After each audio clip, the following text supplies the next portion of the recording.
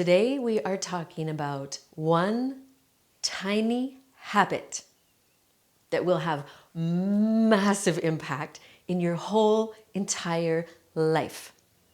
And before we get into this habit and unpack how it will affect your sleep, your creativity, your stress levels, the energy inside your event room, all the things, I'll say hello. Hello, my name is Megan Nolan, and I help event planners to design and deliver highly impactful events where their attendees are energized and engaged all day long. So, what is this potent game changer of a habit? Why is it one of the habits of being a happy human?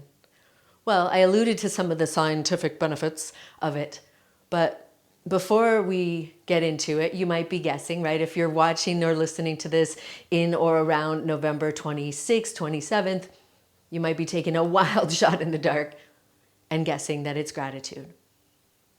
Gratitude literally saved my life. It saved my life. It changed my life. I would say that as well with yoga. Definitely did that. But gratitude helped me to take off the heavy cloak of sadness. I wore that cloak for a long time. That surprises a lot of people, that I experienced long periods of depression and anxiety, sometimes at the same time. That made it even more difficult, as you may know yourself, or you might imagine. It was really intense. It was awful. It was. And those experiences that I went through are a huge part of the reason why I'm so passionate about using movement as a tool, as medicine for the body and the mind and the spirit. Because you're not just your body. You're not your body. You're not your mind. You are a consciousness. You are a beautiful being having this felt sense of humanity and this lived experience on this planet at this time. And innately there are challenges in that. And we all have our challenges, right? And so for me, that was a challenge for a very long time. And it was difficult. It was really difficult. It was hard to wake up every day and feel really sad, and to kind of plod through the day and mask that feeling. And if somebody asked me the wrong question or the right question, just burst out with emotion. And I've used a lot of different tools: medication, sunlight, movement, exercise, therapy, supplementation, sleep, yoga, different medicines. Like, I've tried a lot of different things. And interestingly enough, they were all effective in their own way. But gratitude practice is one of the things that I would definitely say was a lifeline for me. And I didn't really understand all of the scientific benefits behind it at the time. But me being me, I love learning and I love knowing why, and I love learning cool stuff, and I love the intersection of spiritual practices and science. And gratitude is one of those that really hits the mark on those beautiful points. Because when we choose to shift our focus beyond the challenges and the struggles into the things that we are grateful for in the current moment, it changes brain activity. It literally widens our lens in our eyes, because when we're in survival mode, when we're under stress, we hyperfixate on things. Yet when we go into creation mode and when we look for things to be grateful for, it literally widens our eyes, widens the lens of possibility, and it shifts our focus. It shifts brain activity from threat detection and survival into possibility and creativity. And I'm not saying that that happens immediately for everybody. This is a practice after all, right? We don't do it once and then our whole life changes. That's why this consistency as a one habit that you can start to integrate is so important. So when we shift brain activity, then we begin to look and see wider lenses, right? More to be grateful for. But when we're hyper fixating, then we really anchor into that cortisol and the overwhelm and the tension that comes when we're experiencing stress. And as you know, or maybe you don't, and I'm going to tell you now, and then you will, that stress is associated with every major chronic disease. So whatever we can do to reduce stress, especially in a highly stressful industry such as events, is really impactful. So when we can take a moment to pause and take a little power pause and just drop in, be present, breathe, and focus on, wow, I'm so grateful to have work. I'm so grateful that we have attendees. I'm so grateful that I can hear, that I can see, whatever it is, right? Because sometimes you need to start really small. Sometimes if you're not in a space to be like, I'm grateful for everything, and you sing and you dance and whatever. Did you see Wicked on the weekend? Because I did, and that's why I'm slightly more singy. Is we look for what we can find, right? And what we place our attention on expands.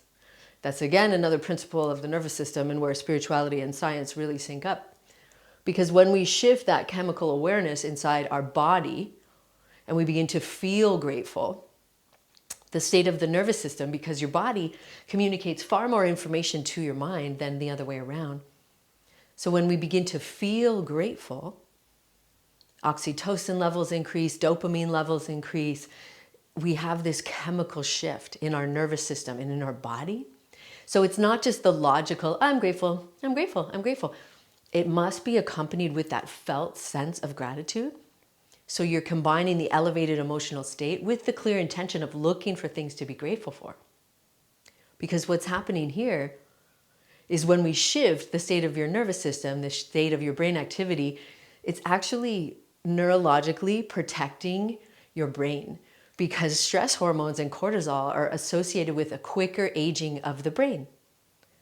So what can we do? How can we begin to practice this really simple, highly impactful tool, right? And wisdom traditions like yoga and martial arts, indigenous cultures all around the world, including here in Hawaii, are always reminding us the importance of being present, the importance of taking in our surroundings, of looking for beauty, of finding things to be grateful for. But yet often in our busy, stressful, high-paced lives, we're so fixated on the goal, we're so fixated on getting to the top of the mountain that we forget to slow down and appreciate where we're at and what we're doing in each and every moment. And of course, we have deadlines and outcomes and KPIs and all those things, but it's so important that we choose our perspective on things. So as we wrap up today, I wanted to give you one more thing. How can you begin to switch your languaging? This, in addition to having that daily gratitude practice where I would sit down and start with things that I was really grateful for, and then begin to really feel into that energy, and then let it morph into future pacing and a future memory, if you will. And if you're not familiar, that's essentially speaking from the vantage point of your future self, where all of the goals and the visions that you have come to fruition. So you're speaking that truth now. Again, also very neurologically based, because your brain has no idea that it's not actually happening, that you're not actually writing from that vantage point in the future. So it's a bit of a brain hack, totally backed in science. And of course, again, another place where spirituality has encouraged us to use our imagination is our brain can't differentiate that state. So that's a beautiful practice, to be able to get into that felt sense of this is happening now. And again, it's not, woo-woo out there. It's really using the power of imagination, because as adults, we often place our focus on our problems. And of course, we do need solutions in those areas.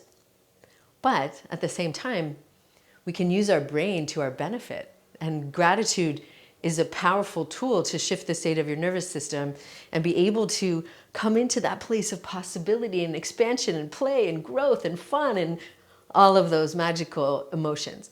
Because again, energetically, the frequency of gratitude, which everything has a frequency, right? Measured in hertz, your electromagnetic frequency, again, very real, not floofy floofersons, very real, is very healing and cathartic for the system, for all the scientific benefits that I have been mentioning for the last few moments.